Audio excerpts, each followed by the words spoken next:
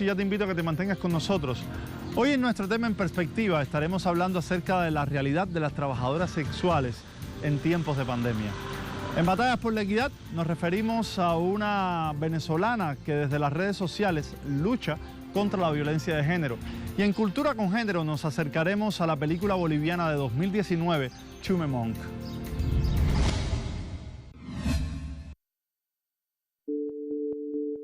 Por primera vez, Cuba envía una brigada de personal de salud compuesta únicamente por mujeres. Se trata del contingente Henry Reeve, que sale a Trinidad y Tobago con 11 licenciadas en enfermería que antes de partir a la misión recibieron un protocolo de capacitación sobre el comportamiento del COVID-19, atención a pacientes positivos y medidas de protección que deben tomar para evitar el contagio. Son 11 licenciadas en enfermería de 9 provincias. Eso habla mucho de las oportunidades que la revolución nos ha dado a las mujeres, porque todas son universitarias. No importa de qué provincia sea, no importa cuál sea la procedencia social, importa las oportunidades que ustedes han sido capaces de aprovechar y que hoy están poniendo en manos de miles de personas en el mundo. La pandemia por coronavirus ha generado una crisis sanitaria en todo el mundo. El personal sanitario no es suficiente para atender esta crisis provocada por la pandemia. En esta coyuntura mundial, Cuba destaca con su programa médico internacional que apoya a los países que más lo necesitan. Lo dicen millones, esos millones de personas que en el mundo han recibido, han salvado su vida gracias a esos sentimientos de amor y solidaridad que todos ustedes tienen y que hoy, como bien dijeron también, como parte del estirpe y del ejemplo de nuestras heroínas, de Vilma, de Mariana, dejan a sus familias porque saben que están seguras y van a enfrentar el peligro para salvar vidas. La participación de la mujer cubana en estas misiones médicas es algo común. Las mujeres representan un 60% de la fuerza técnica del país y un 50% del Parlamento. La muestra de solidaridad a otros pueblos que se encuentran en situaciones sanitarias deficientes se ha convertido en la cotidianidad de la isla y a pesar del bloqueo impuesto, su sistema de salud sigue exportando personal médico para combatir la COVID-19. Horas de espera en esta cola para conseguir una caja de alimentos y pañales. Son las primeras consecuencias del COVID-19 que están sufriendo los sectores más vulnerables. Yo empecé a venir aquí porque yo estaba trabajando 14 años en un restaurante que cerró y la asistenta social me mandó aquí a la fundación. Entonces me han ayudado mucho con la leche, con los pañales, con el alimento para nosotros y para mi casa. Me consiguieron la cuna. En esta asociación han pasado de atender a 400 personas al mes a 2.000 personas al día. Semanalmente reparten las donaciones que reciben y diariamente distribuyen menús completos en las zonas más frágiles de la capital. En este momento tenemos unas 15 llamadas por minuto de madres en situación de emergencia por el coronavirus, es decir, porque no tienen dónde comprar alimentos, no tienen dinero, muchos de ellos han sufrido ERTES, han sufrido el paro o muchas de ellas están en una situación totalmente vulnerable. Las madres gestantes tienen prioridad en el reparto y acceden por una cola rápida. Patricia, además de recoger alimentos para su familia, recolecta material para su prima embarazada. Está a punto de dar a luz una niña y le han conseguido todo en un solo día. Todo, cuna, pañales, leche, cochecito, bañera, todo. Todo lo que conlleva al nacimiento de la bebé, le han conseguido todo. Pese a los grandes esfuerzos de voluntarios y familias, no toda la cola recibirá hoy una caja de alimentos. La mayoría tienen cita previa, pero quienes se acercan por primera vez corren el riesgo de no poder recibir la ayuda. Según Cáritas, las peticiones de ayuda se han triplicado en Madrid durante el confinamiento.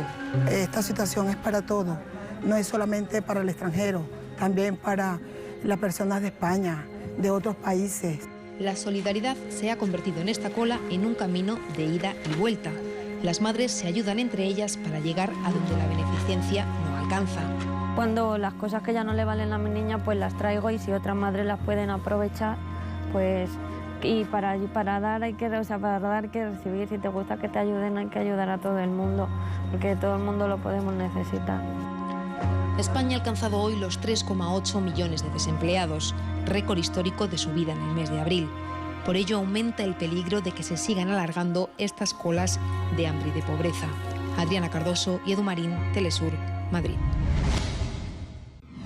Te propongo ahora ver algunos datos que nos muestran los peligros a los que se enfrentan las trabajadoras sexuales en estos tiempos de pandemia.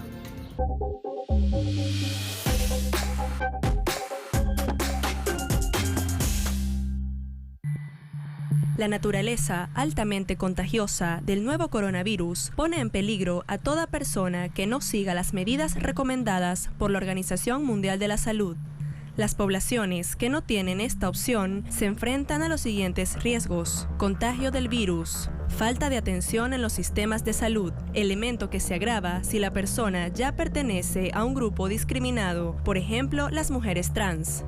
La dificultad de conseguir un lugar donde guardar la cuarentena si llegaran a dar positivo al COVID-19 y en los casos más extremos, a la muerte.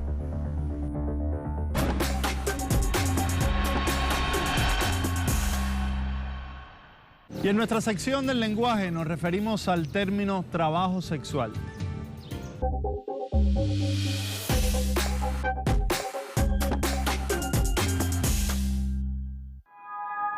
El término trabajo sexual es utilizado generalmente por las organizaciones e individualidades que velan por los derechos de las personas que llevan a cabo favores sexuales como forma de sustento. Existen posturas que consideran la naturaleza laboral de esta práctica. Las llamadas regulacionistas luchan porque el trabajo sexual sea considerado como un empleo más, con condiciones laborales y sanitarias completamente legales.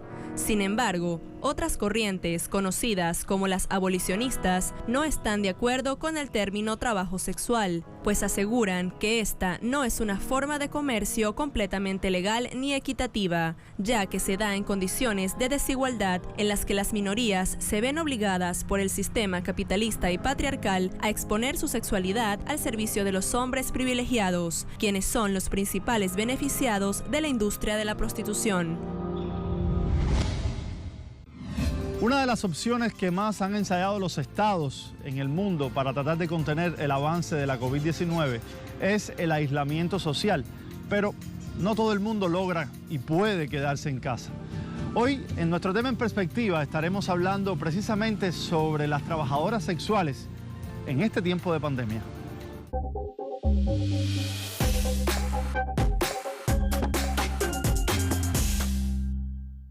Las trabajadoras sexuales también han sido afectadas por la pandemia declarada producto de la nueva cepa de coronavirus. Aunque el trabajo sexual no es bien visto por la sociedad, quienes lo ejercen padecen una realidad que ha sido invisibilizada por gobiernos e instituciones. Que nosotros también podemos contagiar y todo eso. Entonces nosotros nos hemos intentado cuidar hasta el máximo, en no salir y eso, pero pues sin falta del Estado, sin falta de respuestas, pues va a ser imposible. O sea, también... nos obligan a exponernos a ejercer el trabajo sexual.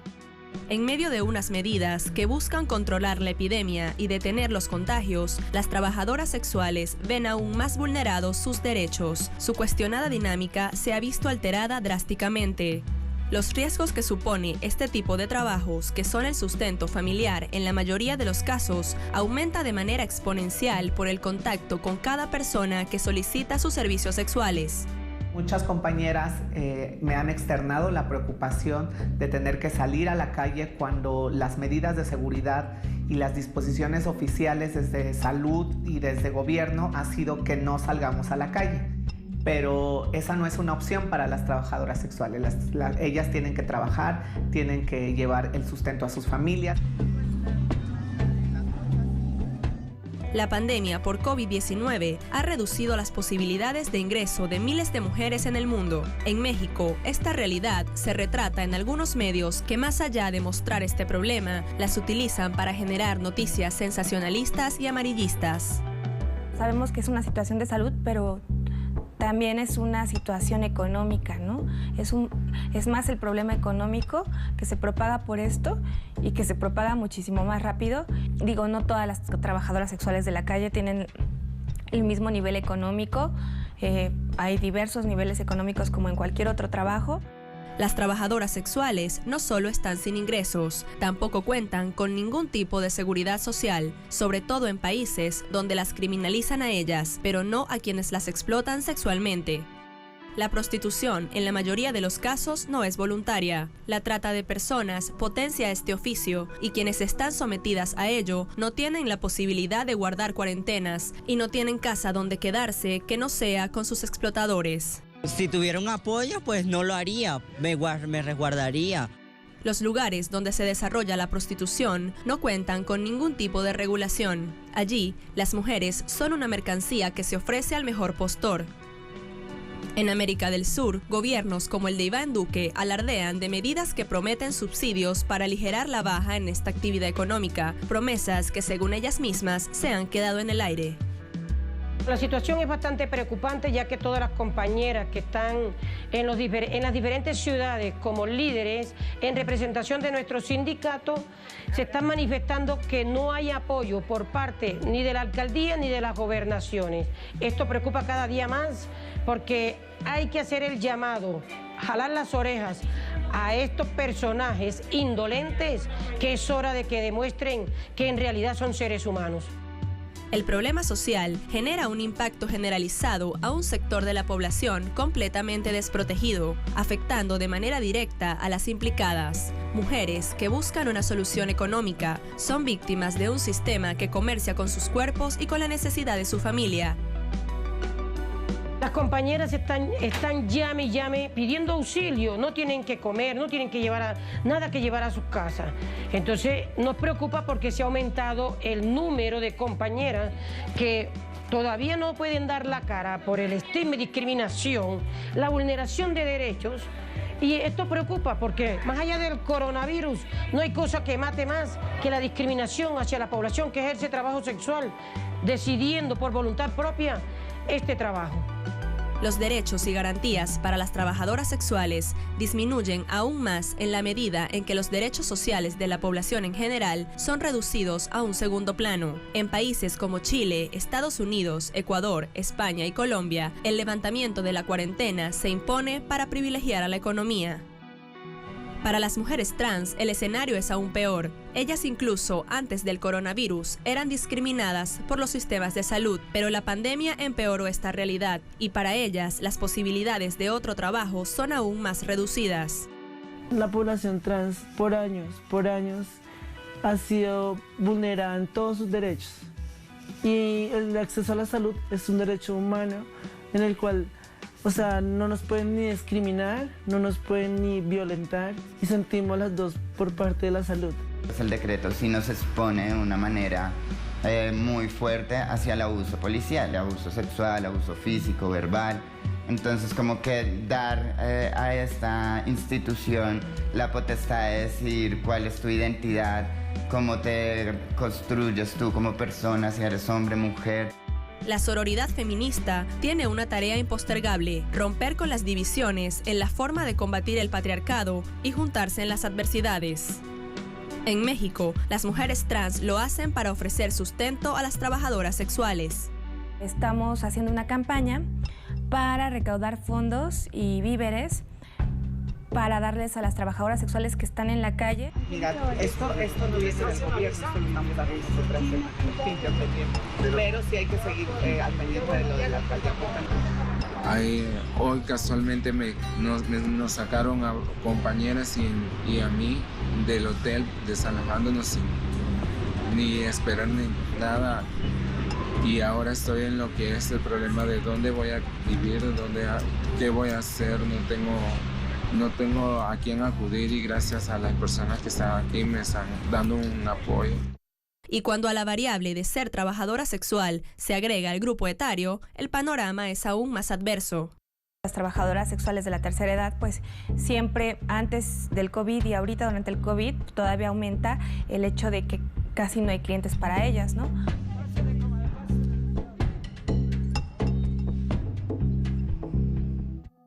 En una sociedad donde la principal vía de integración es el trabajo, negar a las trabajadoras sexuales con su condición de trabajadoras, así como el ejercicio de la libertad sindical, es quitarles la condición de ciudadanas. El movimiento feminista lucha contra la invisibilidad de estas trabajadoras en tiempos de pandemia y cuando salgan de la misma. En Madrid, por ejemplo, el movimiento feminista de la ciudad asegura que cuando retomen la vida normal seguirán soportando los niveles de opresión y rechazo, pero aún así en peores condiciones por la falta de ingresos económicos, lo que las condena a la marginación y la exclusión social.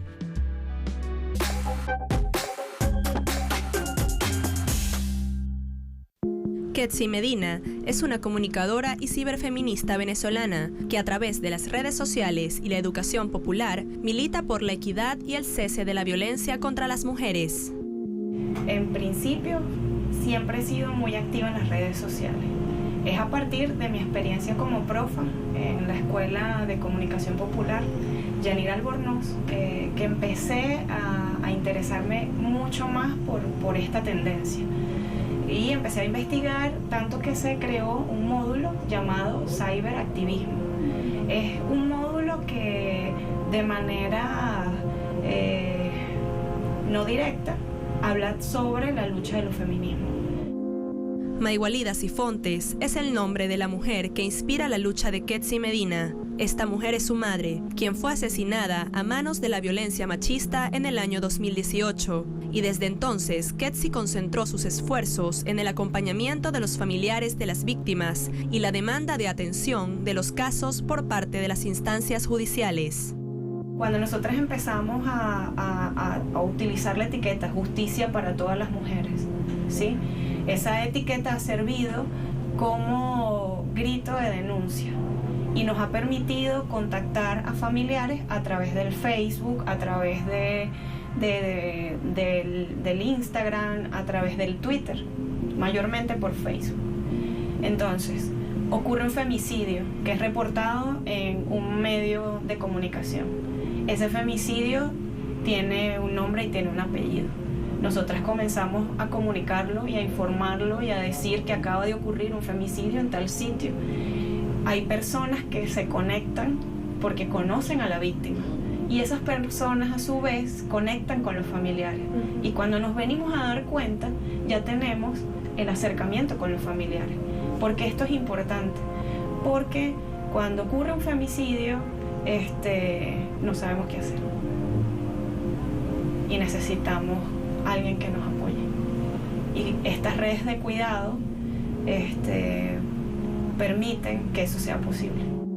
Ketsi Medina dice militar como individualidad, pues no forma parte de ninguna colectiva feminista, pero participa activamente en las asambleas y demás convocatorias de la agenda del movimiento de mujeres, pues cree en el activismo en las calles y en las plataformas digitales. El ciberactivismo para mí es una forma de practicar los feminismos y de encontrarnos con las comunes, y las comunes por causas afines. Entonces lo que hacemos en el territorio, lo que hacemos en los lugares, lo comunicamos por las redes sociales. Y lo que estamos incluso planificando, que aún está en nuestras cabezas, que se está ideando, lo podemos programar, articular y hacer público, ¿verdad? Para sumar más personas a la lucha por los feminismos. Un feminicidio no solo le arrebata la vida a la víctima, transforma para siempre la de sus familias y su comunidad. Ketsi convirtió el dolor en fuerza de lucha y continúa alzando la voz por su madre y por todas las que ya no están. Te propongo ahora hacer un repaso por lo que ha acontecido en las redes sociales en materia de género.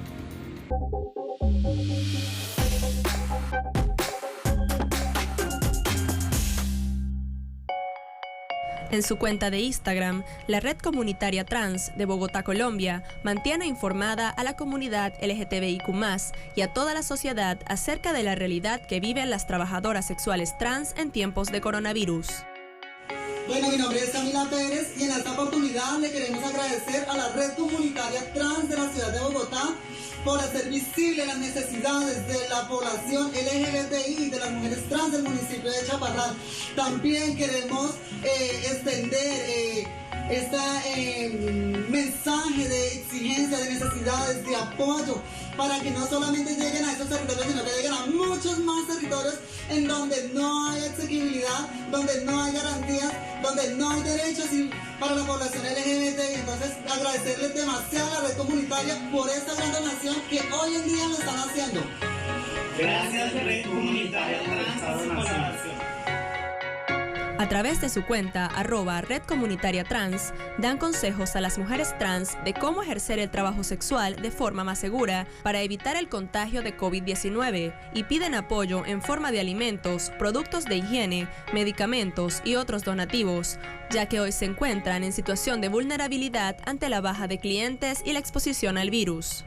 Hola, gracias al amor, la generosidad y el apoyo que ustedes nos han brindado, hoy podemos seguir acompañando a nuestras hermanas y compañeras en estos tiempos de pandemia.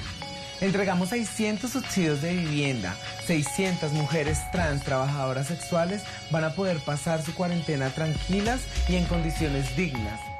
La Red Comunitaria Trans abrió un fondo de emergencia para el aporte monetario voluntario que permita cubrir las necesidades básicas de la comunidad trans durante la cuarentena. Instagram sirve como plataforma para la difusión de esta convocatoria, así como para denunciar la negligencia del Estado para atender sus demandas y la brutalidad policial a la que se ven expuestas cuando deben salir a la calle.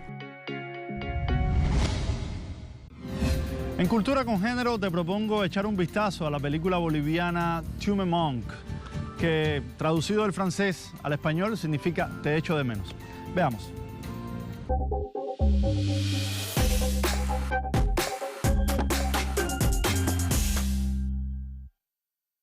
Te echo de menos es una película boliviana del año 2019, dirigida por Rodrigo Bellot. Cuenta la historia de Gabriel y Sebastián, dos jóvenes que se conocen en un viaje a Nueva York y se enamoran. Al sentirse discriminado por su familia y por las personas de su comunidad en su país natal, Gabriel decide suicidarse. Hola, soy el padre de Gabriel. Tras el suicidio de Gabriel, Jorge, su padre, decide viajar a Nueva York para buscar respuestas sobre su muerte. Viaje que lo confronta a realidades sobre la vida de su hijo a las que siempre le dio la espalda. Usted lo obligó a mentir. ¿Qué clase de cobarde? No soy cobarde. Estoy aquí. Rodrigo Bellot recurrió a sus propias experiencias de discriminación por su orientación sexual para la construcción del guión de Tu me manques, nombre original de la película en francés y frase que inspiró al director, pues la traducción al español de estas palabras que más se acercan a la esencia de su significado es faltas tú en mí. Bellot asegura que eso fue exactamente lo que sintió en una de las épocas más tristes de su vida. Y así llegamos al final. Recuerda que puedes seguir esta y otras emisiones en nuestra página web, así como nuestro canal de YouTube Con Género Telesur. Te dejamos con buena música. Hasta una próxima entrega de Con Género.